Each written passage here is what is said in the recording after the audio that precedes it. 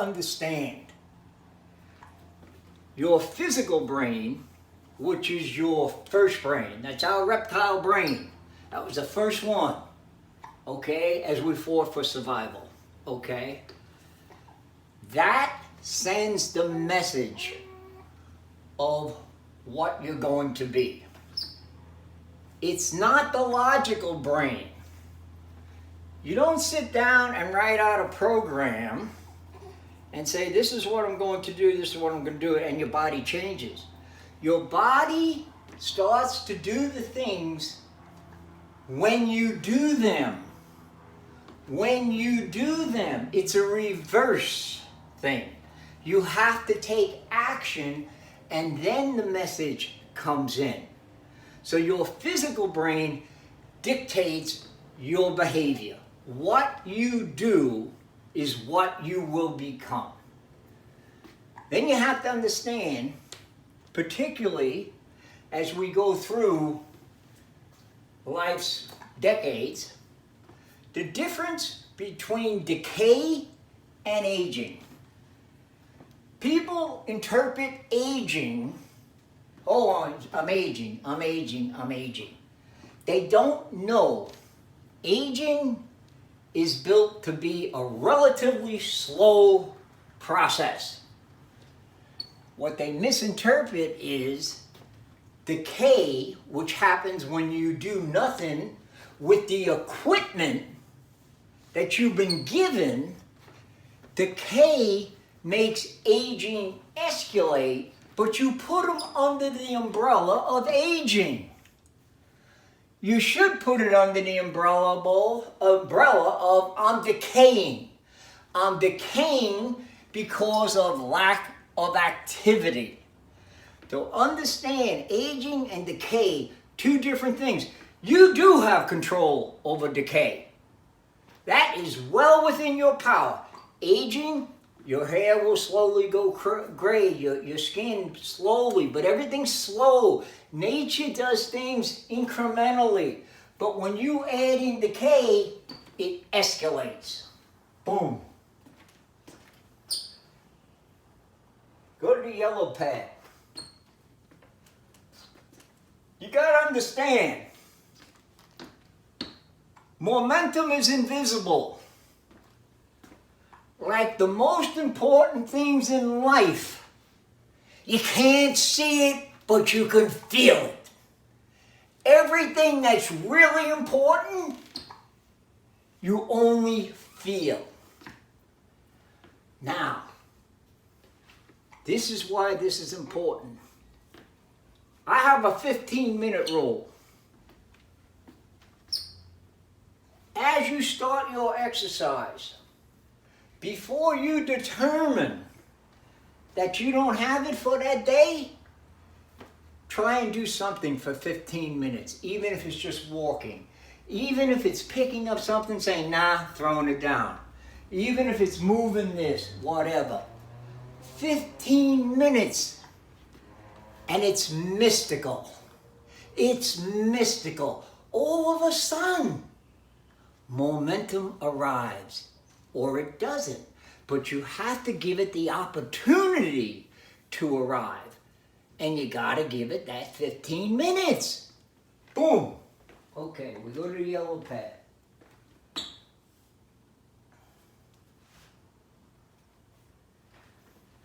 The other thing that people have to understand so they can sustain, okay? Body types are important. Through 55 years of training, I've seen, I don't know, maybe 100,000 people, and I looked and said, they should not be doing that exercise. It's a classic, great exercise, but that person should not be doing it, okay? The reason for this is leverages. No one ever talks about leverages. That's why you don't see any 6'5" gymnast, okay? And you don't see any long, lean linemen. Leverages affect everything. The length of your limbs is part of leverage. The other part of leverage is where your insertions are. So you could have a long, lanky guy that literally should be doing quarter squats, not full squats. He should be doing a certain type of bench press. But this long, lanky guy might be next to another long, lanky guy, but his elbow, his insertion is different than his insertion that changes what he is capable. Same thing with the knee joint. Where a person's knees are affects all kinds of things. Your turnover rate, whatever. If you got big glutes, powerful glutes, you should be doing certain types of exercises. If you don't have naturally powerful glutes, you need to stay away from certain exercises. So I've seen so many people doing the wrong things, and what happens is they will quit. They will quit or they will get injured. Because for their body type, they're not doing the correct exercise. Boom. We go to the yellow pad.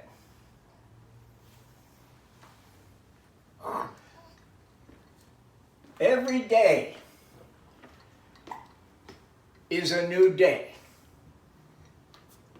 You'll lead great workouts and you'll say, I'm on. I'll never be stopped. Well, that's that momentum hitting a peak. Guess what? The next morning, you have to do the procedure. Every day is a new day of doing your procedure to get to the point of that feeling when you leave the gym. Because you have that feeling and you just feel, and it's a wonderful feeling. You're indestructible. But every day you have to do the procedure to get to that point. Don't think that you'll always be having that feeling. No, you get to that feeling by following procedure.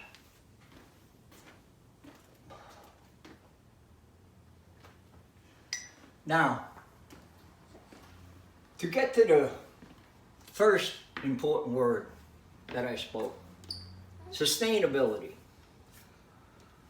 Why anyone is doing a program that they cannot say, I'm doing this for a lifetime, is ridiculous.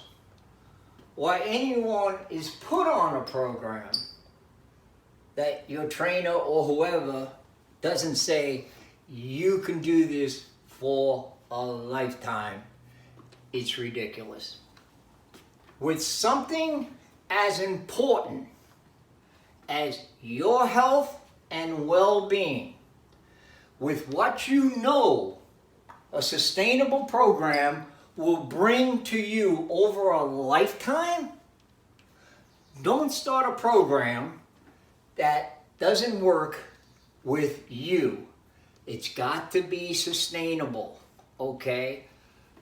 I always recommend staying within 15% of your energy, okay? 15% until you build this base, and then you will have days where you're going to want to let it out.